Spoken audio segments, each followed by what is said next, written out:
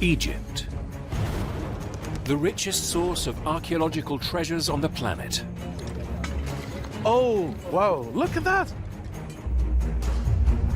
Hidden beneath this desert landscape lie the secrets of this ancient civilization.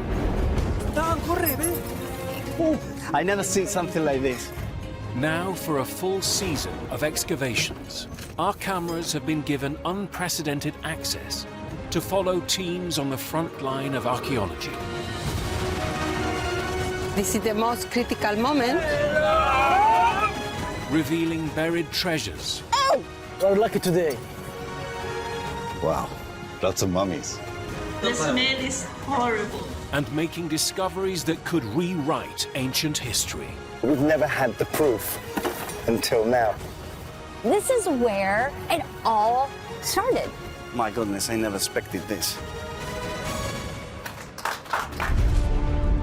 This time, we unlock the secrets of Tutankhamun's golden treasures. This is for the first time to see this. Uncovering the mysteries buried with the boy king almost 3,500 years ago. Definitely, we have something. Alejandro searches for the tombs belonging to the rulers of the south who would have served the great pharaohs. It's amazing.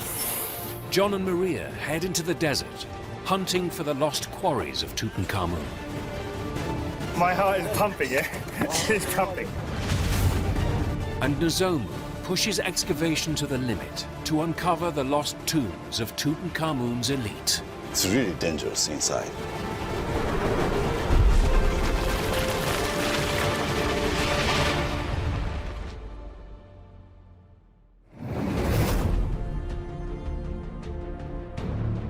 Egypt, birthplace of one of the most enigmatic civilizations in history.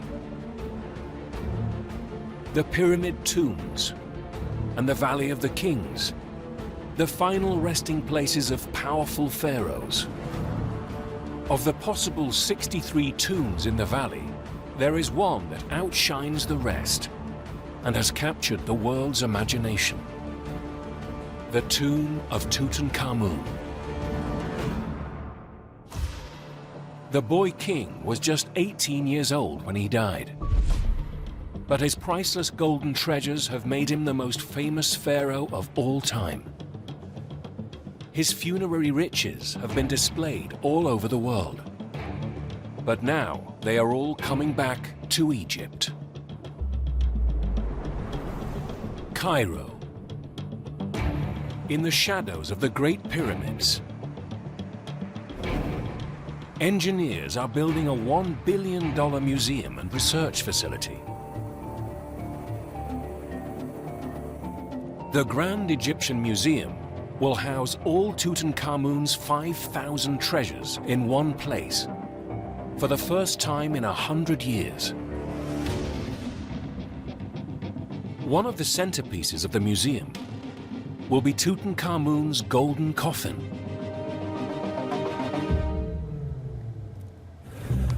Ahmed Abdrabu is leading the research process to get it ready. I must be very careful. One of the big challenge for me to be responsible for the restoration of one of the masterpiece of Tutankhamun collection. The coffin was one of many priceless treasures found in Tutankhamun's tomb. When Howard Carter's team opened the tomb in November 1922, they discovered a wealth of treasures and gifts the king would need in the afterlife. 6 disassembled golden chariots, his throne, and provisions of food and wine. Concealed behind a false wall was a stone sarcophagus protecting a gold-plated coffin. Inside it, 2 more coffins, the innermost made of solid gold and covered in gemstones.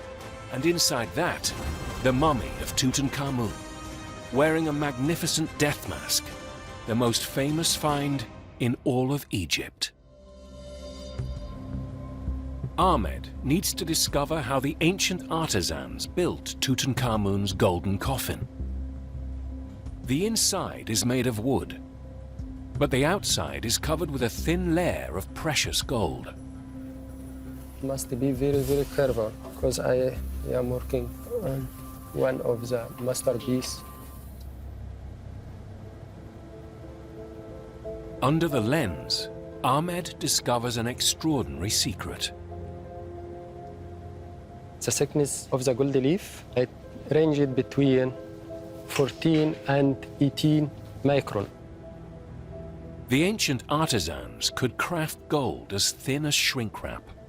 But to get a flawless finish, they could not apply the gold directly onto the uneven chiseled wood. Ahmed investigates closer and finds a mystery layer between the gold and the wood. This is for the first time to see this. Ahmed finds a 3,300-year-old secret, known only to the top craftsmen closest to the king. This textile layer, I think it is linen. The ancient craftsmen used linen bandages to smooth out the jagged wood and create a perfect finish for the thin gold. Almost 3,500 years later, we are still solving the mysteries of Tutankhamun. Ahmed is on the hunt for more clues. 425 miles south of Cairo is the ancient stronghold of Aswan.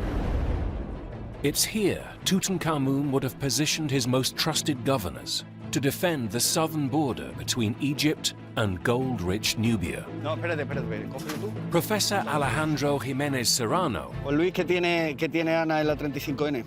is back for his 12th season at the ancient site of Kubet El Hawa, in search of the elite that once ruled here.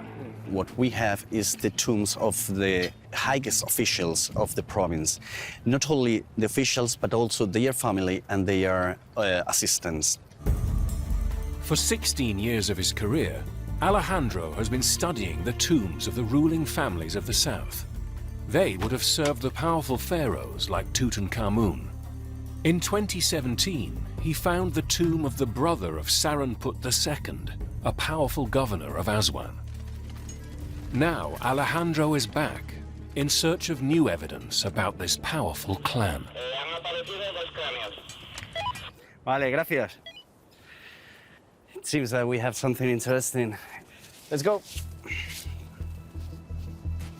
This could be the discovery he has been waiting for. It is exciting.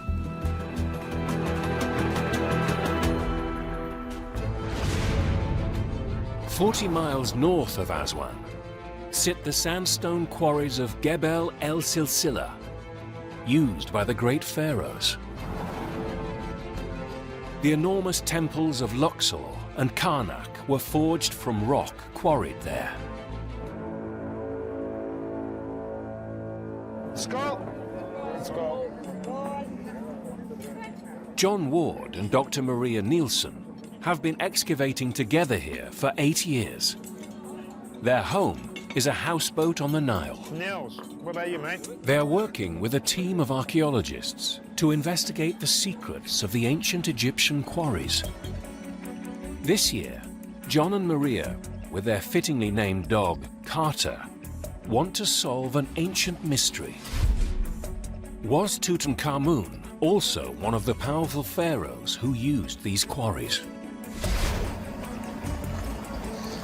It's always a delay. Today, they need to get to a remote spot in the vast Egyptian desert with their workforce. But their morning commute across the River Nile is eating into precious sunlight hours. 28 minutes late already. Every minute that we stand here waiting is a lost minute on site. Workers finally on shore, the hunt for Tutankhamun's lost quarry begins.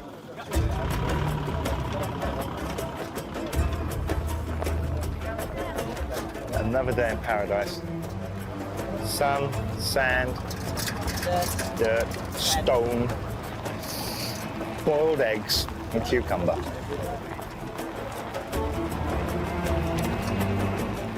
Their journey by road ends here.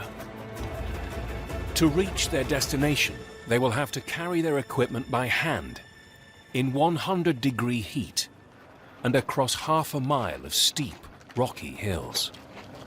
Okay then, guys. You ready? Yellow bean. Their late arrival means John and Maria will have to split up to cover the massive site before it gets dark.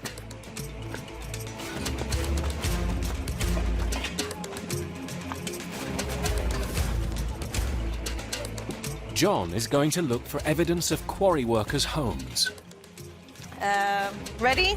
while Maria hunts for clues that might date this site to Tutankhamun's reign.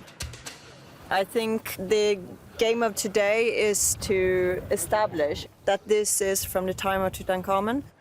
Come on then, guys. John heads straight for an ancient settlement, maybe once used by a quarry workforce.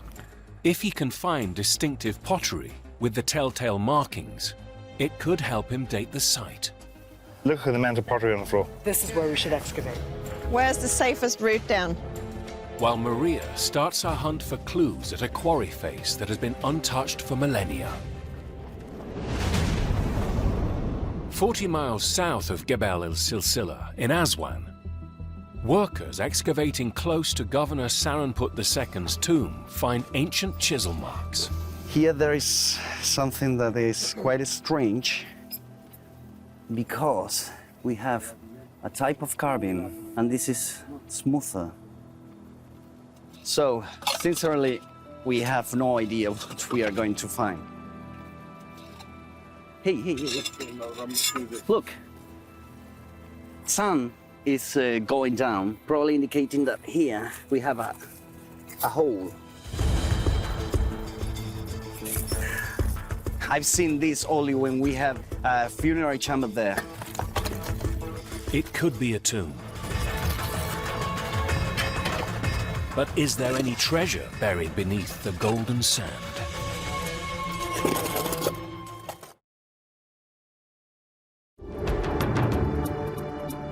Alejandro and his team have centuries of rubble to dig through before they can uncover what is hiding in this corner of Kabet El Hawa. We could see only the smooth carving of 10 centimeters, and now we have 30 centimeters. If it's a tomb, it could belong to a leading member of one of Egypt's most influential families. Ah, look. Yeah. Look at there. Probably it would be a chamber. We still have much material to remove, but sure we have the burial chamber.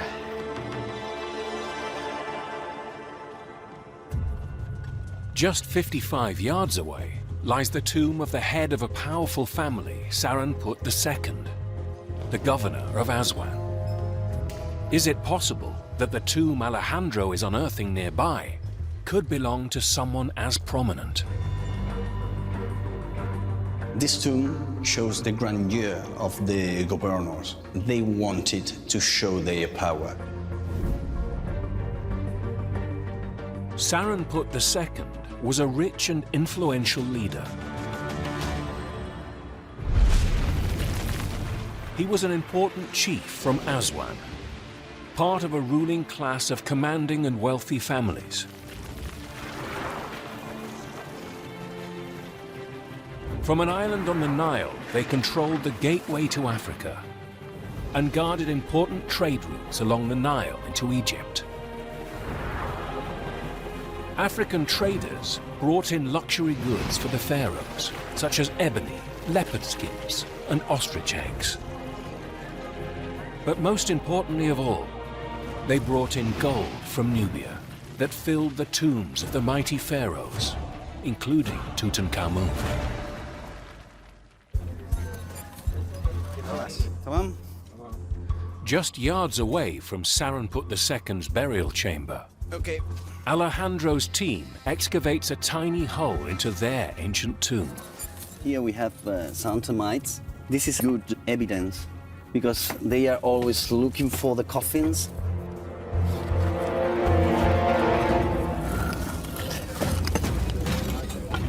These are the great moments. Finally, this tomb can give up its secrets. It's amazing. Some bandages, some bones. We have the clothes in a slab over there. Very well made. It's huge. Alejandro can see just the top of the tomb. It will take his team days to excavate and to discover its treasures. 400 miles north, in Sakara, Tutankhamun expert Professor Nozomu Kawai is back for his third season excavating the Sakara Plateau. We just keep digging. He is looking for the tombs of the elite who would have served Tutankhamun. An untouched tomb in this area could hold priceless golden treasure. This is the center of the administration and economy, but the tombs of the high officials who are running the country has been missing. Nozomu found the entrance to what he hopes is a tomb. This year, he intends to go further and enter it. The entrance, it's covered with the bricks. At the end of the tunnel, Nozomu finds a mud brick wall and a stela, an ancient inscribed stone often commemorating the dead. It's a clue to what could lie beyond the brick wall. If we excavate underneath, we will probably find doorways. So actually, the entrance is pretty much covered with the sand and rubble at this moment. It's a promising sign Nozomu is on the verge of a huge discovery. He knows this whole area houses burial chambers of the elite. And a few hundred yards away is a clue from one of Tutankhamun's trusted servants. Archaeologists in 1996 found a rocky ridge buried under the desert sand. Inside it, they uncovered a tomb. When they removed the sand from the entrance chamber, they revealed a stunning image on the wall. A young King Tutankhamun sitting on the lap of a woman. They identified her as Maya, a nurse who raised the boy king, and this was her tomb. How many more of his closest allies lie undiscovered inside the ridge? Nozomu's team carefully remove the stela. This is the first find object. We are really excited. In the field research tent, Nozomu gets a closer look. The stela shows three gods, Sokar, Thoth, and Anubis. They are gods sometimes associated with the underworld. And he's seen them somewhere before. On the back of the famous death mask of Tutankhamun, Sokar and Anubis are engraved in the hieroglyphs. Could this be another clue that behind the brick wall at the end of the tunnel lies a tomb? 375 miles south, in the quarries of Jebel El Silsila, John and Maria are searching for evidence of the lost quarry of Tutankhamun. Go into the fissure, go along it, leave the big stone in situ. But to confirm it is Tutankhamun's quarry, they need to date it. And one way is to look for his distinctive style of blue pottery. I need that to give me definite chronology, to put this squarely within Tutankhamun's period. Maria searches for clues at a quarry face that has been abandoned for centuries. Sometimes an inscription can just pop out because the light is perfect. She works with fellow archaeologist Dr. Niels Billing. We got an ankh right into it. Where?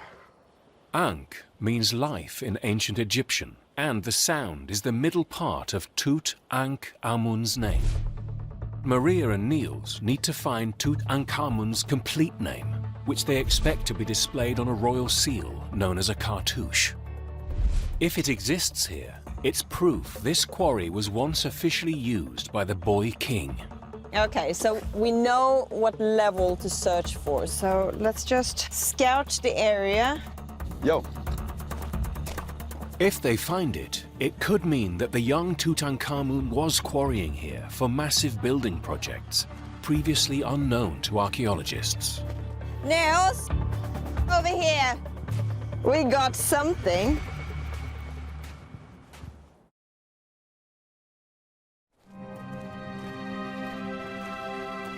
Maria continues her hunt for evidence this ancient quarry, hidden away in the deserts of the south of Egypt, was once used by Tutankhamun. She searches for a cartouche used by pharaohs to mark their property. Yes. A cartouche is not just a royal name written in hieroglyphs. Ancient Egyptians thought they had magical powers. In 1922, Howard Carter found a golden shrine in Tutankhamun's tomb that contained vessels of mummified organs. On the inside chest, he discovered 2 cartouches, believed to offer powerful protection from evil spirits. 7 hieroglyphs spell out Tutankhamun's name. 3 more spell ruler of Thebes. On the second cartouche, the sundial and the scarab beetle, both symbols of immortality and rebirth. These powerful signs help the pharaoh's spirit and soul find his body and resurrect him.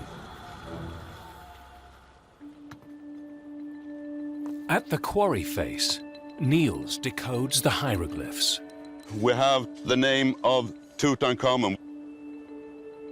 That is a loaf of bread. It has a phonetic value T. The bird is U, then Ankh. Amun, you can read here. A feather is the sign for A. And this sign, which is a sign of a monument, and that is spelled out men. Amen. Tut, Ankh, Amun. But something catches his eye. This waterline is an N, but actually they added another N here, which is unusual. And then you would have expected another T up here to fulfill the word, to make the word complete, Tut. Have the team found Tutankhamun's name? Or have they found ancient graffiti? 375 miles north in Sakara, Nozomu hunts for the tombs of Tutankhamun's inner circle of advisors. His team is excavating what Nozomu hopes is a tomb from the time of Tutankhamun. If he is right, it will be the discovery of his career. And just yards away, outside the entrance, they have a promising discovery. We found 3 mummies this morning. The mummies may reveal vital clues about the possible tomb. So Nozomu works with mummy expert Professor Salima Ikram to decode what they could be. And the first thing to look at is this mummy. It's really very lovely. It's not oriented in the same way as the other ones. At this site, most of the mummies' heads point to the south. This mummy's head points to the north. Oh! And now we know why. Because if you see here, you've got this band, this tape, with these 2 red strips on either side. And this is very typical of the Coptic period. The Coptic period is Egypt's era of Christianity, 1,500 years after the reign of Tutankhamun. But Nozomu needs to know if all the mummies here are from this later period. The clues may be in how the mummies are prepared. Long before the pharaohs of Egypt, mummies happened naturally when dead bodies dried up in the hot Egyptian desert. The early Egyptian priests then started to deliberately preserve the bodies of the dead pharaohs for the afterlife by covering them with a mixture of salts and removing their brains, guts, and other internal organs. Mummification grew in sophistication over centuries as priests stuffed the nose with seeds and replaced the eyes with onions to make them even more lifelike. But after the Romans invaded Egypt in 30 BC, more importance was placed on the appearance of coffins. As Christianity spread across Egypt, mummification became more basic. Salima has a quick way to date this mummy. If the remains are salty, it means it could be an early Egyptian-style burial when a lot of salt was used for preservation. Desiccation was minimal, but it's hard to tell because the sand a bit salty. Yes. But not enough for it. Yeah, we have crystal. But it wasn't very salted. The lack of salt could mean this mummy is from the Coptic period, when their simple mummification process did not use as much salt. You also, in Egypt and at Sakara, have a lot of reuse of tombs. But they don't throw people out because they might get a curse upon you. This mummy shows that the Sakara necropolis was used all the way from the time of King Tutankhamun right up until the Coptic period. But Nazomu's potential tomb appears to be unopened, and there is a chance the original occupant, possibly from Tutankhamun's reign, is still there. Getting inside, however, is a huge challenge. Too hot inside. So with a lot of persons, it's not good for the mud break, because already it's very weak. The ceiling is incredibly fragile, and the team worry it will collapse. If the humidity blazes, it's not good for the structure. If they put 1 foot out of place, the tunnel might collapse on their heads.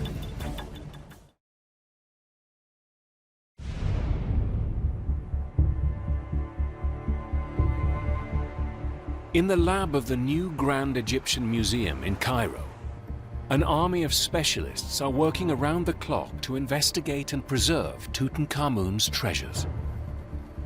All 5,398 are set to go on display, including a 3,300-year-old chair once used by the boy king.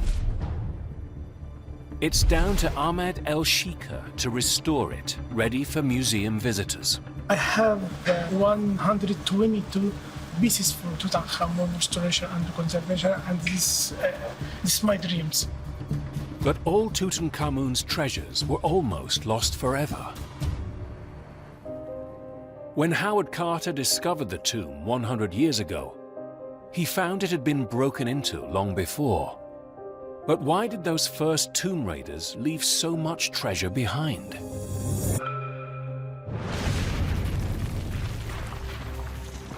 The robbers may have been the tomb builders themselves, breaking in soon after sealing the tomb. They stole as much as they could carry. The theft was discovered and the shaft was filled with limestone chippings. But a second gang of robbers dug through the rubble and carried away more of the riches. Then a flash flood dumped a thick layer of rocks over Tutankhamun's tomb, protecting it for nearly 3,500 years. In the lab, Ahmed is trying to save a chair once sat in by Tutankhamun, and he's discovered it's made from a very fragile material. This is the first time you can see a chair made of papyrus. After Howard Carter's team excavated these artifacts, they hoped to prevent decay by coating them with paraffin wax. So the nature of my work now, try removing all dangerous materials that used in the past. 100 years on, the once soft wax has hardened and the papyrus is starting to snap.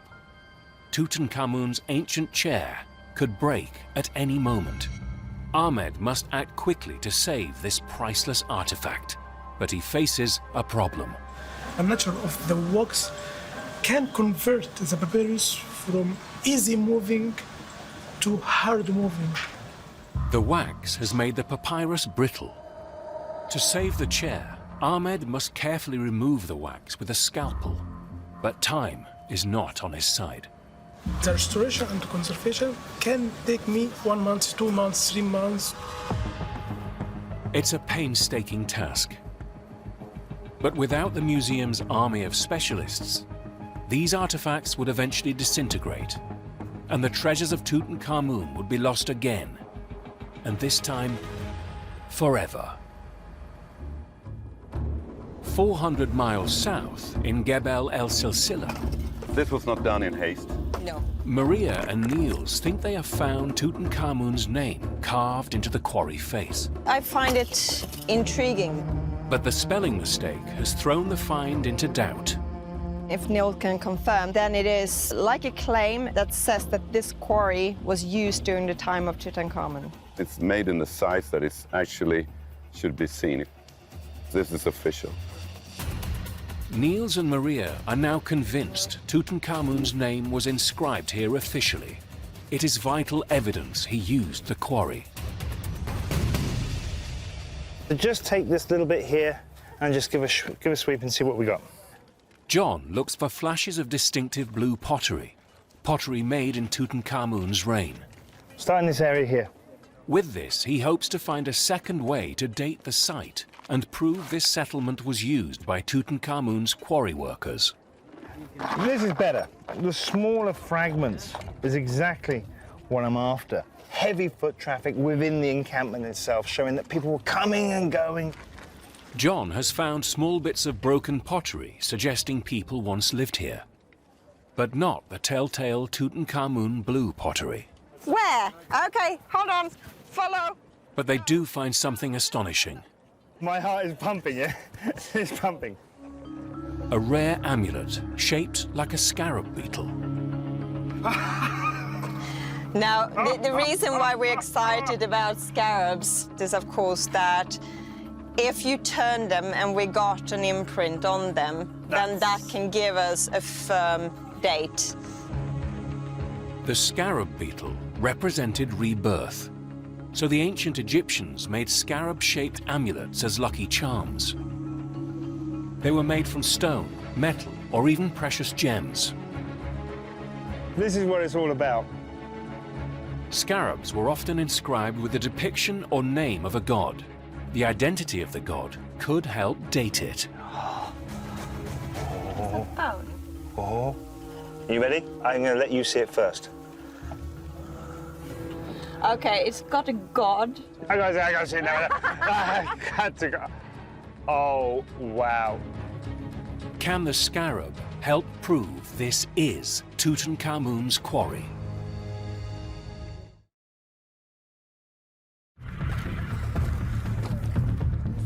John and Maria try to decode the engraving on the ancient scarab. We've got a bit of glyph at the top. They hope it can help them prove Tutankhamun's quarry workers once lived here. Probably Horus. So it lies quite nicely in the time frame of Tutankhamun. Look above us. Horus comes flying as we find it. An engraving of an ancient Egyptian god, Horus, could place the scarab in Tutankhamun's reign. His rule brought with it religious transformation. Tutankhamun's father, the pharaoh Akhenaten, abandoned Egypt's old gods and decreed the worship of just one god, the sun god. But at the age of 9, Tutankhamun became one of the youngest pharaohs ever. He abolished the worship of a single sun god and reinstated all the old Egyptian gods, like Horus, under the rule of their king god Amun. Maria and John's discovery of the sky god Horus here is a clue the site dates to Tutankhamun's time. It is a great find. Can it get any better? But Maria and John need absolute proof this is a Tutankhamun site and continue their search for the telltale clue, Tutankhamun's distinctive style of blue pottery. 40 miles south, in Aswan, Alejandro is back on site. He's hoping to discover more about the family of Governor Sarenput II. Alejandro's team has now excavated the discovered tomb, and he can investigate it properly.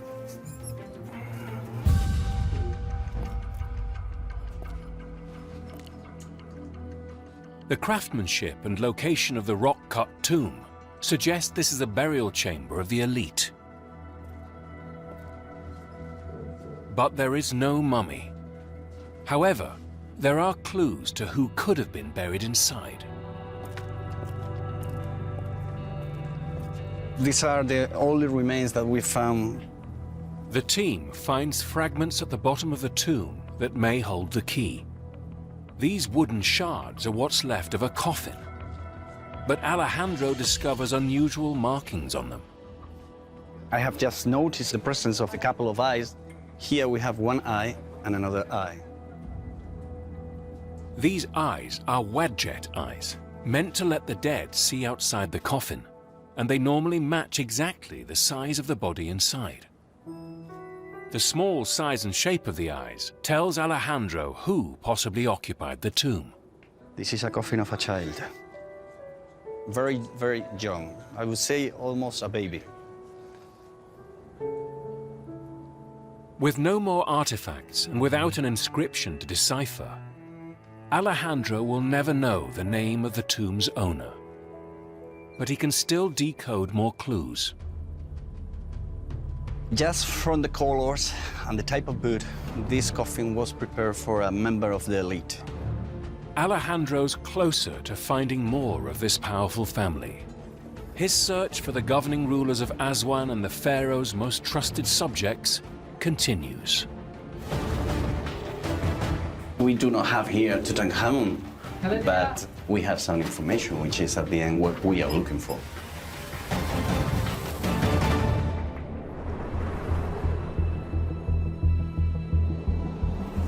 "400 miles north, in the labs of the Grand Egyptian Museum, Ahmed is working on one of Tutankhamun's greatest treasures, a golden processional chariot. But like many of Tutankhamun's treasures found by Howard Carter, it has also been preserved in wax. Ahmed needs to remove all the wax, but it has hardened to a brittle and precarious condition. The delicate gold layer beneath makes this a precarious task. We need to use new technique, such as gel, to avoid any damage for the surface itself. The task falls to conservation expert Ahmed. He must make a special cleaning gel using ethanol acetate and white spirit. The slightest error in the solution risks irreparable damage to the precious chariot. If we mix it this wrong, I think it will damage the inlays that we used in the chariot. What should look like a thick gel has come out as a watery solution, which could loosen more than just the wax.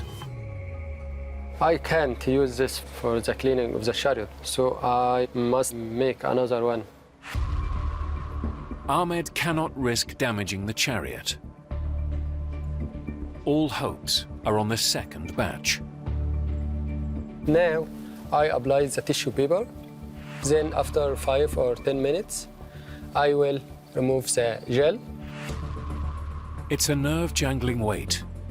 If Ahmed's got the mix wrong, it could strip the gold from Tutankhamun's chariot.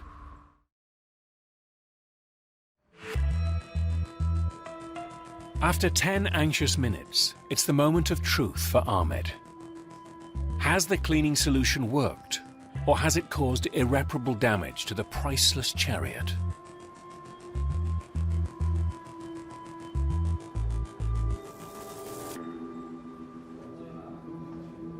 I am very happy about this. The gel is working. Now, with a working solution, Ahmed and the team will be able to restore the chariot to sit proudly alongside Tutankhamun's other treasures. Almost 400 miles south in Gebel El Silsila, John and Maria search for blue-decorated pottery from Tutankhamun's reign. Shagofi Ahmed. Shagofi Ahmed. Ah! One of the workers spots a flash of blue in the golden sand. You're about to make me a very Very happy man. Oh. Absolutely beautiful. Both me and Maria have always said that this is the quarries of Tutankhamun, but we've never had the proof until now. Maria takes a look to check for certain if it is from the time of Tutankhamun. I would place these in the Tutankhamun period. Blue signify royalty, the gods as well. Blue is a very rare color for them to find and work with. They do indicate that our workers' village is from the time of Tutankhamun. Couldn't have wished for a better piece of evidence. Excellent. John and Maria have the evidence they need. They think they can prove this is the quarry of Tutankhamun.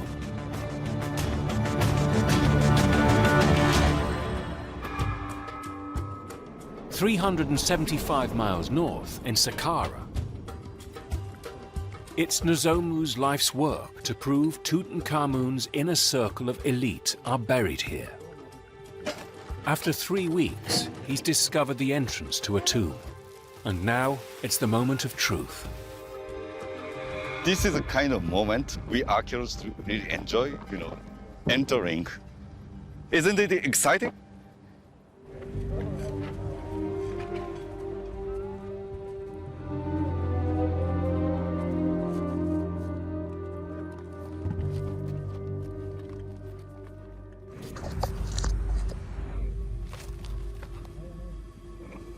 The condition of the ceiling is so fragile.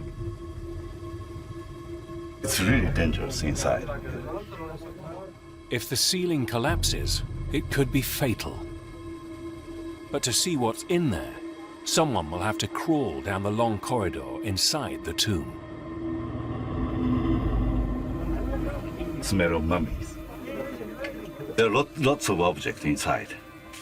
I think we made a really important discovery.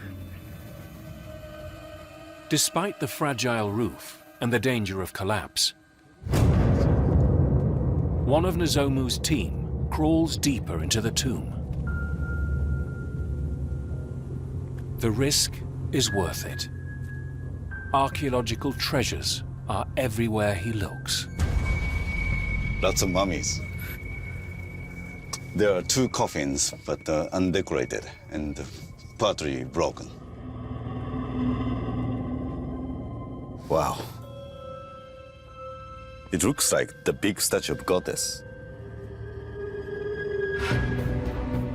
The team need to reinforce the ceiling before they can all venture inside and truly examine what they have found. This result is really tantalizing. So once we start digging inside, we will find more evidence to tell the story of this necropolis.